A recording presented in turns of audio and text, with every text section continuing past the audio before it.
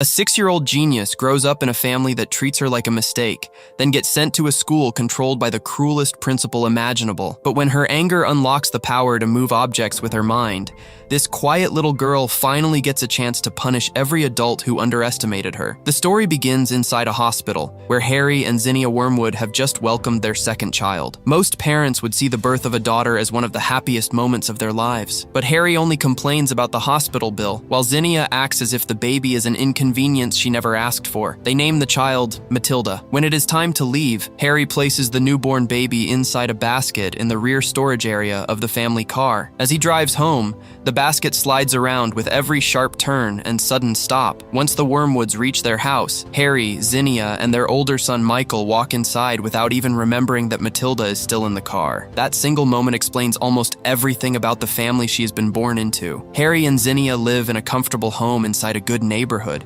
but they are loud, dishonest, selfish people who care far more about money and television than their own daughter. Even as a baby, Matilda is clearly different. One day, she spills creamed spinach across the kitchen counter. Before anyone notices, the infant uses the food to write her own name. Her mother wipes the mess away without realizing what Matilda has just done. By the time Matilda turns 2, she has already learned how to dress, wash, and care for herself. While other children depend on their parents for everything, Matilda survives by becoming independent. Every morning, Michael leaves for school. Harry goes to his used car dealership, where he makes money by cheating customers. Zinnia spends most of her day playing bingo with her friends. Matilda is left home alone, but instead of becoming frightened, she uses the quiet time to learn. She throws away the canned soup her mother leaves behind, finds ingredients in the kitchen, and cooks pancakes by herself. By the age of 4, Matilda has already read every magazine and newspaper she can find inside the house. Eventually, she asks Harry to buy her a book. Harry cannot understand why anyone would need books when there is a perfectly good television in the living room. He refuses and tells her to stop wasting his time. That is when Matilda realizes something important. If she waits for her family to help her, she may never get anything she needs, so she decides to help herself. The next morning, Matilda searches the phone book, finds the address of the public library, and walks there alone. Inside, she meets the librarian, Mrs. Phelps. Mrs. Phelps is surprised to see such a young child without an adult. She offers Matilda a few picture books from the children's section,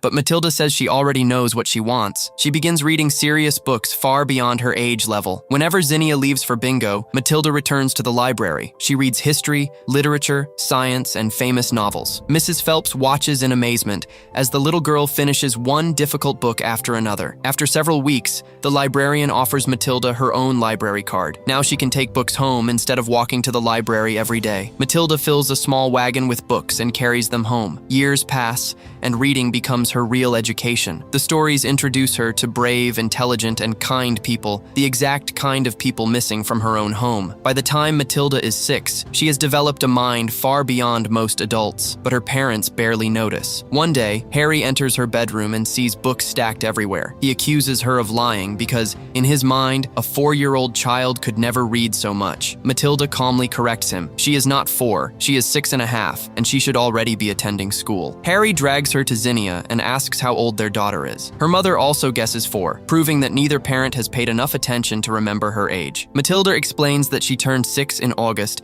and has repeatedly asked to attend school. Harry still refuses. He says Matilda must stay home to receive packages for his business. Then he orders her to watch television like a normal child. As Matilda walks back to her room, Michael throws marshmallows at her and insults her. She closes the door and cries alone. More than anything, Matilda wants a friend like the courageous people she reads about in books. She does not yet know that she is about to discover a strength entirely her own. One evening, Harry rushes home in a wonderful mood. He has sold several cars and made a large profit. He gives Michael a list of buying and selling prices and asks him to calculate the day's earnings. Harry wants his son to inherit the business, even though Michael can barely keep up with the numbers. Matilda listens from across the room. Within seconds, she calculates the exact profit in her head. Harry checks the answer and discovers she is correct. Instead of feeling proud, he becomes angry. He accuses Matilda of looking at his paper and cheating. Matilda insists that she calculated it herself, but Harry refuses to believe a little girl could be smarter than him. He threatens to punish her for being dishonest, even though dishonesty is the foundation of his entire business. Matilda realizes that cruel adults often punish children without ever questioning their own behavior, so she decides Harry deserves a punishment too. Early the next morning,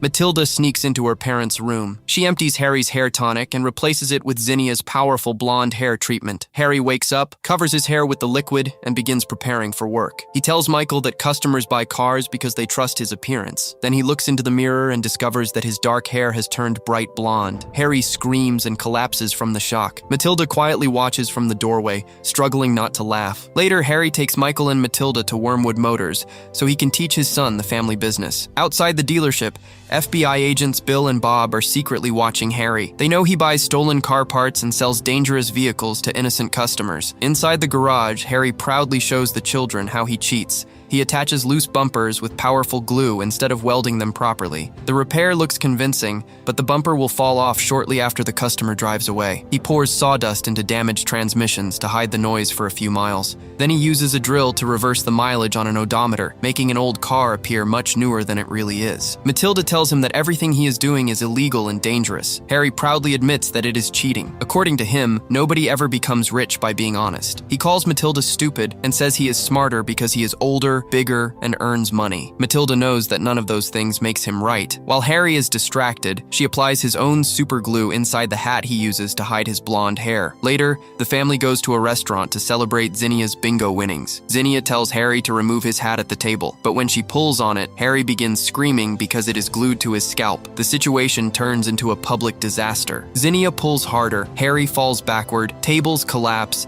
and the entire restaurant watches the Wormwoods humiliate themselves. Back home, Zinnia finally cuts most of the hat away, leaving pieces still stuck to Harry's head. Matilda quietly enjoys the result. That evening, the family sits in front of the television. Matilda is trying to read a library book nearby. Harry orders her to turn off the light and watch television with everyone else. Matilda refuses because she wants to finish her book. Harry becomes furious. He grabs the library book, tears the pages apart, and forces Matilda to stare at the screen. The destroyed book means more to Matilda than Harry understands. It came from the library, a place where she is treated with respect. Her anger begins growing. She stares directly at the television. The screen shakes. The picture becomes distorted. Electricity builds inside the machine until the television suddenly explodes.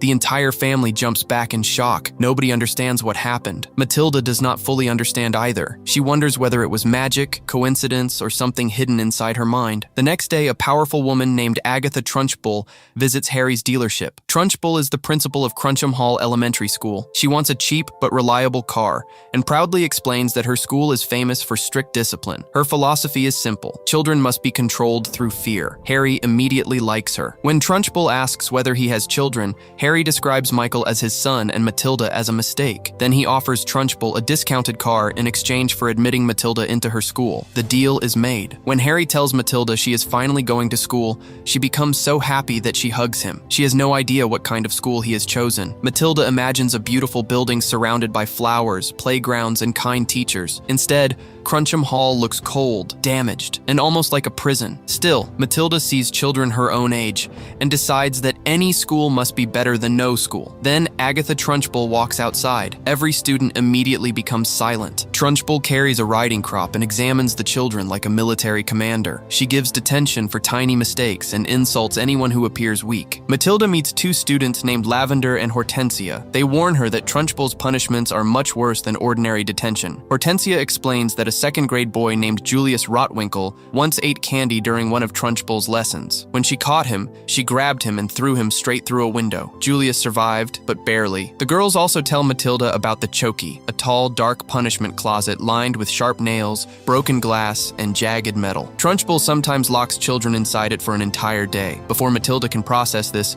Trunchbull notices Amanda Thrip, a young girl with long braided pigtails. Trunchbull hates the hairstyle. She grabs Amanda by the braids and spins her around like an Olympic hammer thrower. Then she releases her. Amanda flies high over the school fence and lands inside a field of flowers. The other students have clearly seen this before. They even judge Trunchbull's throwing technique while Amanda flies through the air. After this terrifying introduction, Matilda enters her classroom. Her teacher is Miss Jennifer Honey. Miss Honey is gentle, patient, and kind, the complete opposite of Trunchbull. She welcomes every student warmly and encourages them to answer questions without fear. During a math lesson, Miss Honey gives the class a difficult multiplication problem. The other students become quiet. Matilda immediately gives the correct answer. Miss Honey thinks she may have guessed, so she asks increasingly difficult questions. Matilda solves every one of them instantly. She can also read advanced books and understand ideas far beyond the first grade level. Miss Honey realizes she is teaching a genuine child genius. She visits Trunchbull's office and explains that Matilda should be moved into a much higher class. Trunchbull refuses to believe her. Harry has already warned the principal that Matilda is dishonest and troublesome. Trunchbull assumes the child is using tricks to embarrass adults. When Miss Honey continues defending her,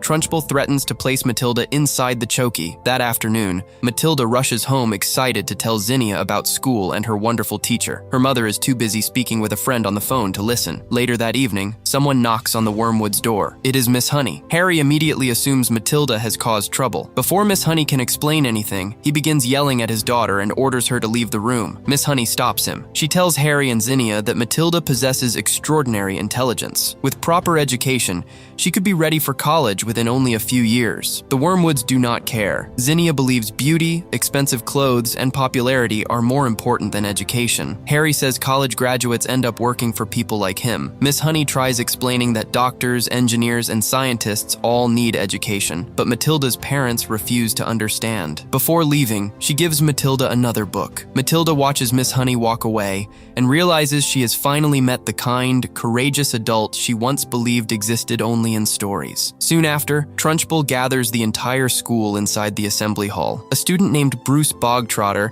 has eaten a piece of her private chocolate cake. Instead of giving him an ordinary punishment, Trunchbull orders the school cook to bring out an enormous cake. Bruce must eat every bite while the entire school watches. At first, the children believe the cake may contain something disgusting, but Bruce tastes it and realizes it is actually delicious. He begins eating. The cake is so large that Bruce soon becomes sick and exhausted. Trunchbull expects him to fail so she can humiliate him. Matilda begins cheering for him. One by one, the other students join in. With the entire school encouraging him, Bruce forces himself to continue until the final piece is gone. The children celebrate. Trunchbull is furious that her punishment has turned into a victory. She grabs the empty cake plate and smashes it over Bruce's head. Then she orders the entire assembly to remain at school for 5 extra hours and copy words from a dictionary. Anyone who complains will be sent to the chokey. Later that night, Matilda notices 2 men watching her family's house from across the street. They are FBI agents Bill and Bob. Matilda warns her parents that the men are police officers investigating Harry's business. Harry refuses to believe her and insists they are speedboat salesmen. The next day, Matilda finally has a peaceful moment playing outside with Lavender, Bruce, and Hortensia. Lavender discovers a small creature near the water. The other children think it may be a frog or salamander, but Matilda identifies it as a newt. Lavender places the animal inside a jar. The following morning,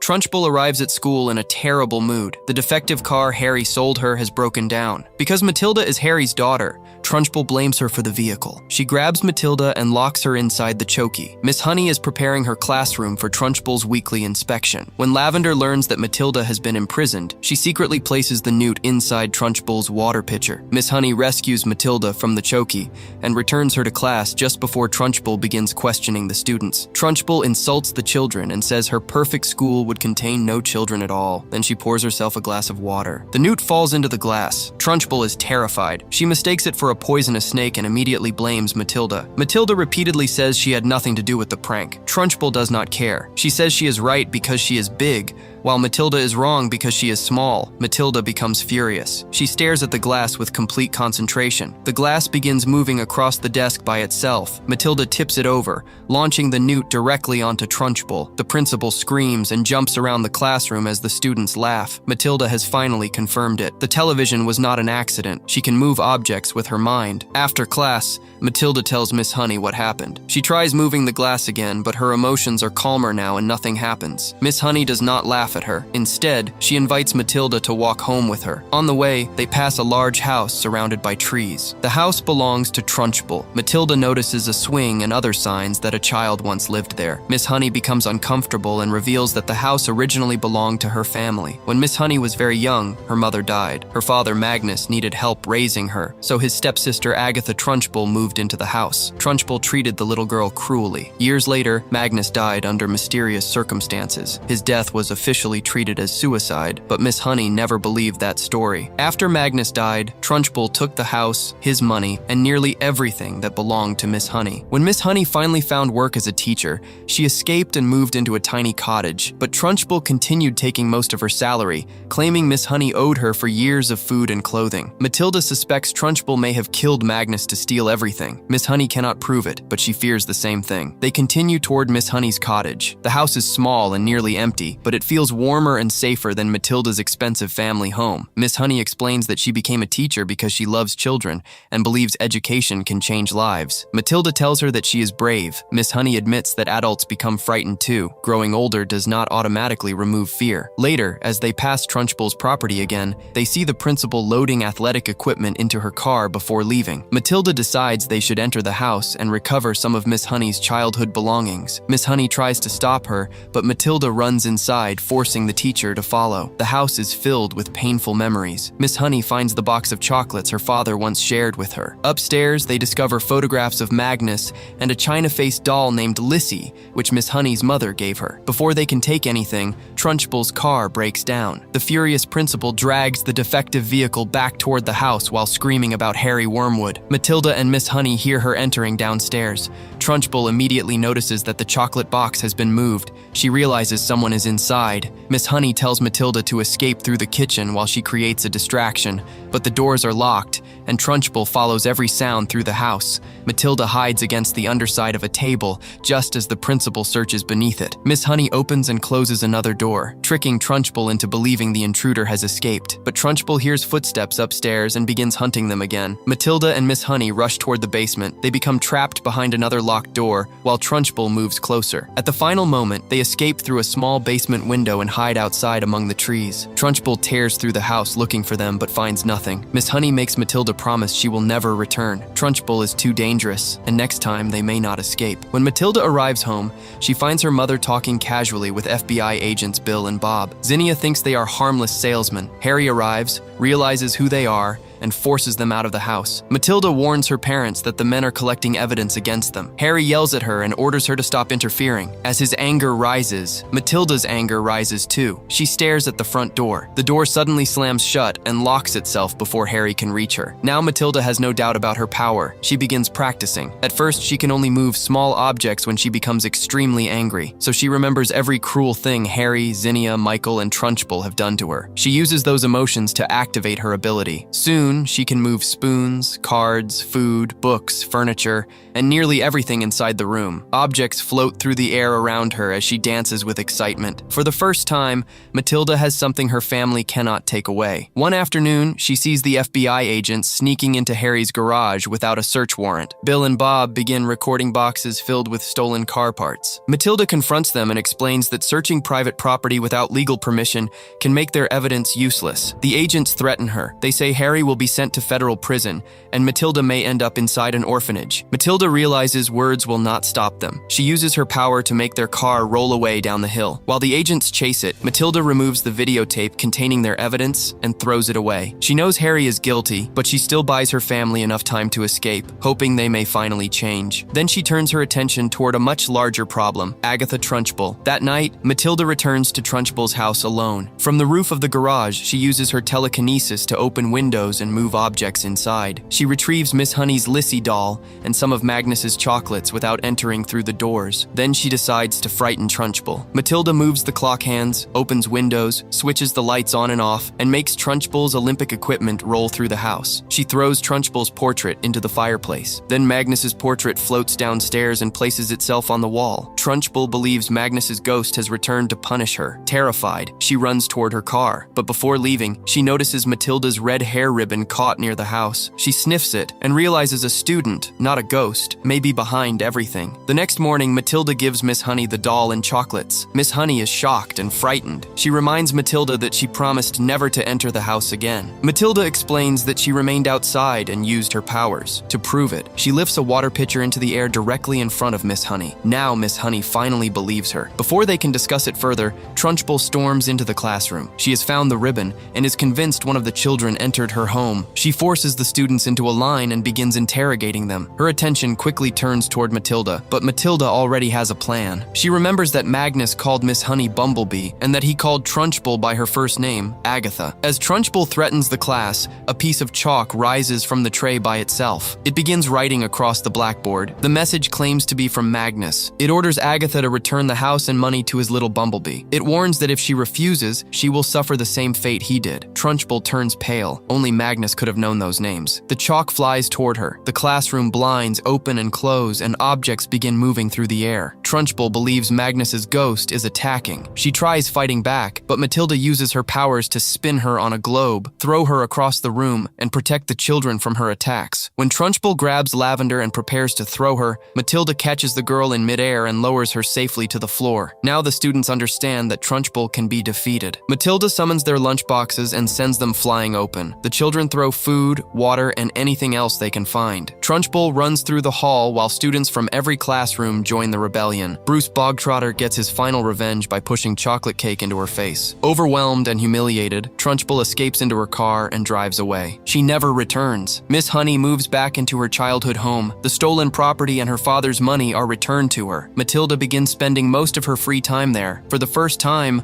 both of them experience what a peaceful family home should feel like. But one afternoon, Zinnia suddenly arrives and orders Matilda to get into the car. The FBI has gathered enough evidence against Harry. The Wormwoods are fleeing the country and plan to move to Guam before the agents can arrest them. Matilda refuses to leave. She loves her school, Miss Honey, and the new life she has found. Harry does not even remember her name correctly. Zinnia insists that Miss Honey would never want a difficult child like Matilda. Miss Honey steps forward and says the exact opposite. She calls Matilda a spectacular child and admits that she loves her. Matilda immediately asks Miss Honey to adopt her. Harry says they do not have time for legal paperwork, but Matilda has already prepared everything. She found the correct documents in a library book and copied them long ago. All Harry and Zinnia have to do is sign. For a brief moment, Zinnia looks at her daughter and admits the truth. She never understood Matilda, not even a little. Then, perhaps for the first time in their lives, Matilda's parents do something good for her. They sign the adoption papers. Harry makes it clear that he will not pay any financial support, but Miss Honey says they already have everything they need. The Wormwoods drive away toward the airport, with the FBI sirens getting closer behind them. Matilda stays with Miss Honey. After Trunchbull disappears, Miss Honey becomes the new principal of Cruncham Hall. The school changes completely. Children are finally encouraged to learn instead of being controlled through fear. Matilda receives the education she always deserved. At home, she and Miss Honey read together, play games, explore new ideas, and enjoy the quiet happiness neither of them had before. Matilda no longer needs to use her powers to protect herself every day, but she does not lose them completely. One night, while lying in bed beside Miss Honey, Matilda uses her mind to pull a book from the shelf. It floats gently into her hands. She opens it and begins reading. In the end, Matilda and Miss Honey both receive the one thing they had wanted their entire lives: a loving family.